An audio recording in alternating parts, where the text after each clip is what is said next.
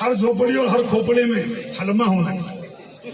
हलमा मतलब दूसरों के लिए जीना, समाज के लिए जीना। जैसे हमारे मोदी जी समाज के लिए जी रहे, समाज के लिए जान लगा रहे, और जिन्होंने हमारी बेटियों के सिंदूर उजाड़े थे वही कटे पिटे लोगों को हमने उन्हीं की बहन भेज करके उनकी ऐसी की तेजी करवाई। एक बार मोदी जी के लिए जोरदार ताली बजाएं। उन्होंने कपड़े उतार उतार के हमारे हिंदुओं को मारा, और मोदी जी ने उनकी बहन को उनकी ऐसी की तेजी करने हमारे जहाज से उनके घर आए। अब मोदी जी कपड़े तो उतार नहीं सकते थे, इसलिए उनके समाज की बहन को भेजा कि तुमने हमारी बहनों को अगर विधवा किया है तो तुम्हारे समाज की बहन आके तुम्हें नंगा करके छोड़ेगी। देश का सम्मान, मान सम्मान और हमारी बहनों का सुहाग का बदला तुम्हारी जाति की समाज की बहनों को पाकिस्तान भेजकर अगर कोई ले सकता है, और उन्होंने कहा था घर में घुस के मालूम, घर में घुस जमीन के अंदर गाड़ दूंगा। अगर आपने प्रधानमंत्री का भाषण सुना हो, जमीन के अंदर गाड़ दूंगा। अरे 3-3 मंजिल के नीचे आतंकवादी पाकिस्तान में बैठे थे, बड़े बम से पहले ऊपर का छत उड़ाया, फिर बीच की छत उड़ाई और अंदर जाके उनके परिवार की ऐसी की तेजी कराई। ये सिर्फ 56 इंच का सीने वाले का। हमें गर्व है कि हमारे देश का प्रधानमंत्री नरेंद्र मोदी है, और हम सुरक्षित हैं कि उसने S-400 लेके आया। और S-400 कब आई? जिसने पाकिस्तानी हमले को नाकाम किया। सब समझदार लोग बैठे। अगर S-400 नहीं होती तो सारी मिसाइल तुम्हारे शोरों के ऊपर गिरती और हमारे बाल बच्चे मर जाते, हमारे सैनिक कैंप खत्म हो जाते।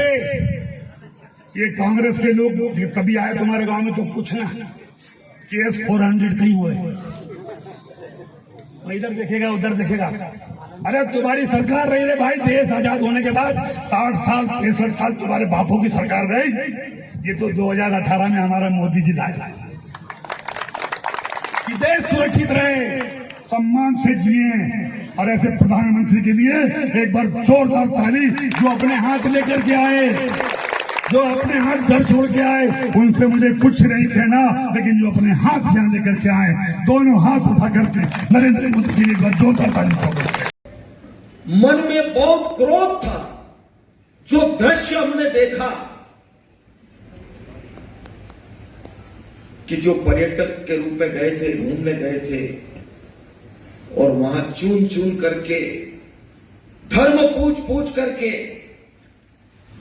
और महिलाओं को एक तरफ खड़ी करके उनके सामने गोली मार दी, बच्चों के सामने गोली मारी। उस दिन से दिमाग में बहुत तनाव था, पूरे देश के लोगों के दिमाग में, कि जब तक इसका बदला नहीं लिया जाएगा, और जिन माताओं के सिंदूर को मिटाने का काम जिन लोगों ने किया, जिन आतंकवादियों ने किया, और जिन आतंकवादियों को जितने पाला, जो पाल रहे हैं, उनको नेस्त नाबूद नहीं कर देंगे, तब तक चैन की सांस नहीं लेंगे। और यशस्वी प्रधानमंत्री जी को हम धन्यवाद देना चाहेंगे। और पूरा देश, देश की वो सेना, वो सैनिक उनके चरणों में नतमस्तक है। उनके चरणों में पूरा देश नतमस्तक है। उन्होंने जो जवाब दिया है उसकी जितनी सराहना की जाए, जितना कहा जाए, एक बार उनके लिए जोरदार ताली बजा करके। मध्य प्रदेश के बीजेपी के उप मुख्यमंत्री जगदीश देवड़ा ने शेखी बघारते हुए ये कहा कि भारतीय सेना और सारे सैनिक नरेंद्र मोदी के चरणों में नतमस्तक हैं। ये बात कोई कैसे बर्दाश्त कर सकता है? हमारी बहादुर, शौर्य, पराक्रमी सेना के बारे में हमारा दुश्मन ये नहीं कह सकता है। और बीजेपी का एक मंत्री और बीजेपी के उप मुख्यमंत्री इस तरह की बात कहेंगे और हम मूक दर्शक बने रहेंगे। हमारी सेना ने लगातार दुश्मन को धूल चटाई है। हमारी सेना ने लगातार पाकिस्तान जैसे आतंकी देशों को सबक सिखाया है। इस बार भी पहलगाम आतंकी हमले के बाद आक्रामक कार्रवाई की, टेरर कैंपों को ध्वस्त किया, उनको बर्बाद किया। और उसके बाद बीजेपी के लोगों की ये हिमाकत, ये हिम्मत कैसे हो रही है कहने की कि हमारी सेना नरेंद्र मोदी के चरणों में नतमस्तक है। ये सेना का अपमान है, तिरस्कार है, और हम इसके कतई मूक दर्शक बनकर देखेंगे नहीं। हमारी मांग है कि ऐसे व्यक्ति को सरकार में बने रहने का कोई हक नहीं है, उस व्यक्ति को तुरंत बर्खास्त किया जाए। और अगर बर्खास्त नहीं करेंगे तो मैं ये मानूं क्यों ना कि इसको नरेंद्र मोदी की मौन स्वीकृति है, उनका संरक्षण प्राप्त है। आप ये देख लीजिए कि विजय शाह जो मंत्री हैं मध्य प्रदेश सरकार में और जिन्होंने इतनी घिनौनी अभद्र बात एक बहुत ही बहादुर वीर सैनिक बेटी कर्नल सोफिया कुरैशी के लिए की, उनके खिलाफ क्या किया बीजेपी ने? कोई एक कार्रवाई हुई? उनके खिलाफ क्या किया सरकार ने? हाथ पे हाथ धरे बैठी रही जब तक कि जबलपुर हाईकोर्ट ने एफआईआर का आदेश नहीं दिया। और एफआईआर भी ऐसी बनाई गई जिस पर हाईकोर्ट को ये टिप्पणी करनी पड़ी, इसमें ऐसा कुछ भी नहीं है जिससे कि अभियुक्त के ऊपर मामला चल सके। आपने उनको बचाने के लिए एफआईआर बनाई है या उनको दोष डालने के लिए बनाई है? कोर्ट ने उसमें सुधार करने को कहा है और कोर्ट फिर से ये मामला सुनेगा। लेकिन ये पूरी तरह से बीजेपी का असली चाल चरित्र और चेहरा दिखा देता है दुनिया को, देश को। ये वही लोग हैं जो मुखबिरी करते थे, माफीनामे लिखते थे। इनकी रगों में बलिदान का नहीं, मुखबिरी का खून दौड़ता है और इसलिए ये सेना का इस तरह के से अपमान और तिरस्कार करते हैं। लेकिन मैम इनको जाति पता लग जाती, उन्होंने तो आज ट्वीट किया तो बाकी दो लोगों को भी जाति पता लग जाती। मेरा अपना मानना है कि भारतीय सेना के बारे में बोलते वक्त हर व्यक्ति को कॉशियस रहना चाहिए,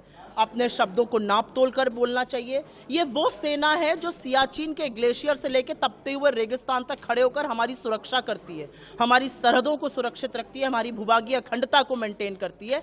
इसके बारे में किसी भी तरह की टिप्पणी करना मेरे ख्याल से बिल्कुल गलत है। लेकिन बीजेपी इसको किसी भी तरह से डिफेंड नहीं कर सकती है। उन्होंने ये कहा, फलाने ने ये कहा, इसलिए हम सेना को कह देंगे कि प्रधानमंत्री के चरणों में नतमस्तक है। ये बिल्कुल बर्दाश्त नहीं हो सकता है। बिल्कुल गलत किया है बीजेपी के नेता ने और उनको अपने पद पर बने रहने का कोई भी हक नहीं है।